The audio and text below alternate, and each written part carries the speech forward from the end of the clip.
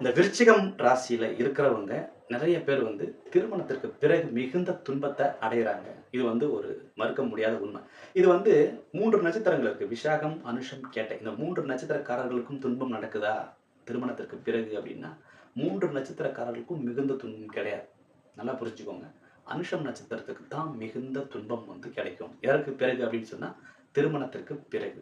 அதே மாரி திருமணம் பண்ணும்பொழுது ரொம்ப ஜாக்கிரதையா இருக்க வேண்டிய ஆள் யாரு அப்படின்னு சொன்னா, அனுஷம் நட்சத்திரக்காரர்கள். கேட்டை கூட ஓரளவு பரவால்ல. திருமணத்துக்கு பிறகு ஓரளவு சில நேரங்கள்ல பிரச்சனை வந்து அப்புறம் காணாம போயிடும். விசாகமும் அப்படிதான். ஆனா அனுஷம்ன்றது ரொம்ப ரொம்ப ரொம்ப பிரச்சனைக்குள்ளாகக்கூடிய ஒரு நட்சத்திரம். அதனால தான் சொல்றேன். ஆண்களாக இருந்தால் 80% என்னுடைய கணிப்பு திருமணம் செய்யக்கூடாது. பெண்களாக இருந்தால் 20% திருமணம் செய்யக்கூடாது.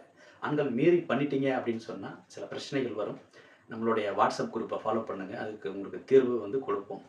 ஏன் சொல்றேன் அப்படின்னு சொன்னா, அனுஷம் நட்சத்திரத்தில பிறந்த ஒரு சிலர் திருமணத்திற்கு பிறகு மிகுந்த துன்பத்தை அனுபவித்ததாக என்னிடம் சொன்னாங்க. அதுல ஒருத்தர் ரொம்ப கண்ணீர் வடிச்சு ஒரு ஜென்ஸ் ஒருத்தர் சொன்னாரு. அதனால என்ன டயத்துல பண்ணணும்னு இருக்கு. நல்லா புரிஞ்சுக்கோங்க. அனுஷம் நட்சத்திரம் பிறந்தவர்களுக்கு பிறக்கும் பொழுது சனி மகா திசை வரும். 19 ஆண்டுகள் வரும். இதுல நீங்க பிறக்கும் பொழுது அந்த திசைகளுடைய இருப்பு கழிச்சுட்டு நம்ம பார்த்தோம்னா, ஏறக்குறைய 11, 10 ஆண்டுகள் கண்டிப்பாக சனி திசை இருக்கும். அப்போ 11, 10 ஆண்டுகள் இருக்கு அப்படின்னா, அதுக்கு அடுத்து வரக்கூடிய புதன் தசை. 26, 27 வயதுகள்ல இருக்கக்கூடிய டயத்துல நீங்க புதன் திசையில இருப்பீங்க. இந்த புதன் திசையில உங்களுக்கு நல்ல ஆப்பர்ச்சுனிட்டீஸ்லாம் கிடைக்கும். கிடைக்காதுன்னு சொல்ல முடியாது. ஆனா நீங்க அப்ப திருமணம் பண்ண மாட்டீங்க. அத தாண்டி என்ன பண்ணிருவீங்க அடுத்துன்னு கேது திசை ஒரு 7 ஆண்டுகள் வரும் இல்லையா? அப்ப பண்ணிருவீங்க. அப்போ ஒரு 33லருந்து 35 ஆண்டுகள் வரை கண்டிப்பா உங்க வயது வரைக்கும் பார்த்தீங்கன்னா, உங்களுக்கு வந்து கேது தசை நடக்கக்கூடிய ஒரு காலம். அந்த கேது தசை நடக்கக்கூடிய காலத்துல திருமணம் பண்ணிட்டா, அவங்களுடைய திருமண வாழ்க்கை முடிஞ்சு போச்சுன்னு அர்த்தம். எழுதி வச்சுக்கோங்க. அதோட முடிஞ்சு போச்சு. அதன் பிறகு நம்ம மறுப்பு சொல்றதுக்குலாம் ஒண்ணும் இல்ல.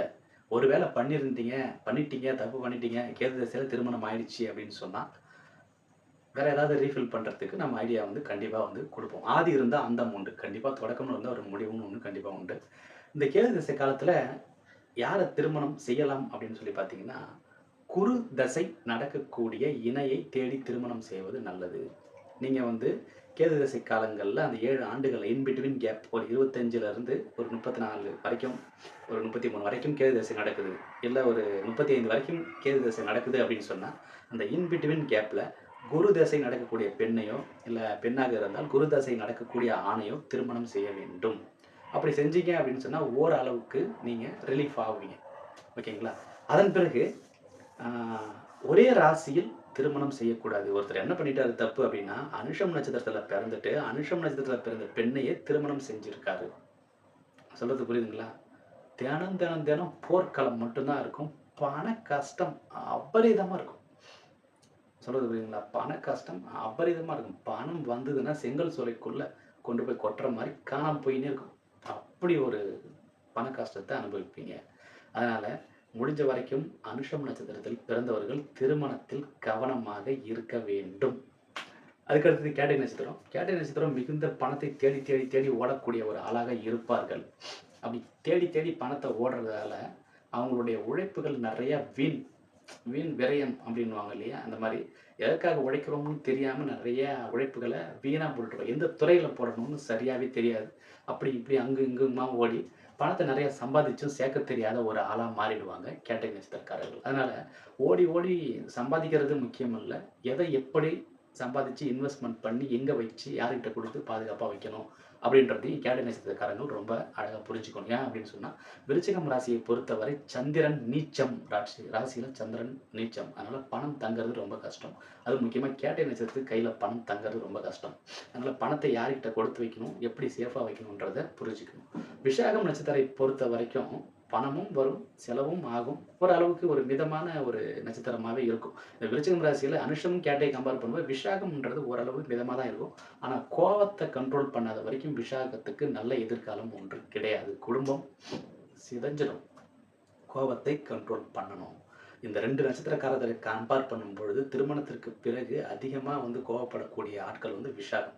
அத வந்து அந்த டெம்பர வந்து கொஞ்சம் குறைச்சுக்கணும். கோவத்த குறைச்சுக்கணும். இந்த வாய்ஸ் ரைஸ் பண்றத குறைச்சுக்கணும். எங்க அப்டின்னா, குடும்பத்துக்குள்ள குறைச்சுக்கணும். இதெல்லாம் பண்ணிட்டாங்க அப்டின்னு சொன்னா, இவங்களும் நல்லாவே இருப்பாங்க. ஆக்சுவலா நான் திரும்பவும் சொல்றது என்ன அப்டின்னு சொன்னா, விருச்சிகம் ராசிக்கு நன்மை அப்டின்ற கிரகமே குரு தான். திருமணம் பண்ணும் பொழுது புதன் திசையில கண்டிப்பா திருமணம் பண்றவங்க ஓரளவுக்கு நல்லாவே தான் இருப்பாங்க. நல்லாவே இருக்காங்க. இப்ப விசாகம் பொறுத்தவரைக்கும் மோஸ்ட்லி புதன் திசையில தான் திருமணம் பண்றாங்க. அவங்க நல்லாவே இருக்கிறாங்க. இந்த அனுஷமுக்கும், அந்த கேட்டைக்கும் பார்த்தீங்கன்னா, அந்த புதன் திசையில திருமணம்ன்றது வராது. தள்ளி தான் வரும். தள்ளி வரும்போது சில பிரச்சனைகள் வந்து வரக்கூடிய ஒரு காலமா இருக்கும். கேட்டை கூட சுக்கிர திசையில வந்துரும். அனுஷம் தான் சரியா மாட்டிரும். அதனால இதெல்லாம் கொஞ்சம் பார்த்து பண்ணுங்க. உங்களுக்கு விருச்சிகம் ராசிய பத்தின இன்னும் தெளிவு வேண்டும் என்றால், நம்மளுடைய WhatsApp குரூப்ப நீங்க பின்தொடரலாம். இந்த நம்பருக்கு ஹாய் ஐ அம் விருஷகம் அப்படின்ட்டு ஒரு மெசேஜ் போடுங்க. இது வந்து கால்லாம் பண்ண தேவையில்ல. இது வந்து மெசேஜ் மட்டும் தான் ஷேர் ஆகும். ஸோ நீங்க வந்து மெசேஜ் மட்டும் பண்ணுங்க. உங்கள குரூப்ல ஆட் பண்ணிப்பாங்க. மேலும் மேலும் சில விஷயங்கள் தெளிவு பெற நீங்க வந்து இந்த குரூப்ப அணுகலாம். தெரியாம எதையும் பண்ணிட்டு மாட்டிக்கிட்டு திருமணத்தில முழிக்காதீங்க. சரிங்களா? நன்றி தோழர்களே.